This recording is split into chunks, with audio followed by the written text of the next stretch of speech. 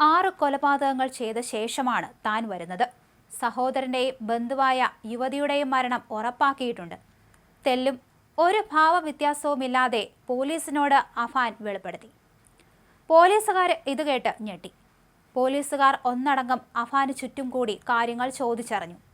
സഹോദരൻ 13 വയസ്സുകാരനായ അഹ്സാൻ, ഉമ്മ ഷമീന, പെൺസുഹൃത്ത് ഫർഷാന, വാപ്പയുടെ ഉമ്മ സൽമ ബീവി, വാപ്പയുടെ സഹോദരൻ ലത്തീഫ്, ലത്തീഫിന്റെ ഭാര്യ ഷാഹിദ എന്നിവരെയാണ് അഫാൻ ക്രൂരമായി കൊലപ്പെടുത്തിയത്. ഇവരിൽ ഷമീന ഒഴികെ മറ്റെല്ലാവരും മരിച്ചു.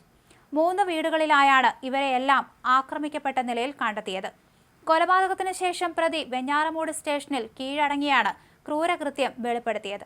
പിതാവിന്റെ കൂടെ വിദേശത്തായിരുന്നു പ്രതി. വിസിറ്റിംഗ് വിസയിൽ വിദേശത്ത് പോയി തിരിച്ചു വന്നതാണ്.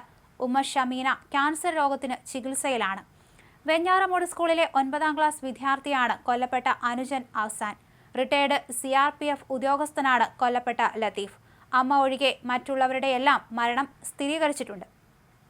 ഇന്ന് രാവിലെ മുതൽ തുടങ്ങിയ കൊലപാതക പരമ്പരയാണിതെന്നാണ് പോലീസ് പറയുന്നത്. വിദേശത്തെ സ്പെയർ പാർട്സ് കട പൊളിഞ്ഞ വലിയ സാമ്പത്തിക ബാധ്യതയാണ് പ്രതി കൂട്ടക്കുരുതിക്ക് കാരണമായി പറയുന്നത്. നാട്ടിലടക്കം പലരിൽ നിന്നായി വൻ തുകയാണ് കടം വാങ്ങിയിട്ടുള്ളത് എന്നാണ് പോലീസിനോട് പറഞ്ഞത്.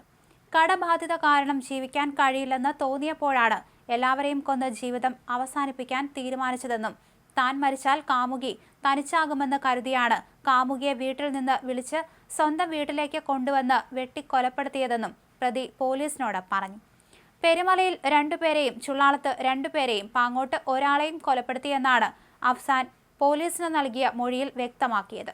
പാങ്ങോട്ടുള്ള വീട്ടിൽ യുവാവിന്റെ മുത്തശ്ശി സൽമ ബീവിയുടെ മൃതദേഹമാണ് ആദ്യം കണ്ടെത്തിയത്. 88 വയസ്സാണ്.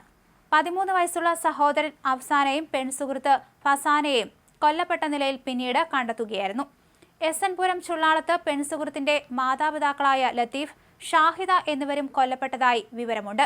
3 വീടുകളിലായി 6 പേരെ താൻ വെട്ടിയെന്നാണ് യുവാവ് പോലീസിനോട് പറഞ്ഞത്. പ്രതിയെ പോലീസ് വിശദമായി തന്നെ ചോദ്യം ചെയ്തു വരികയാണ്.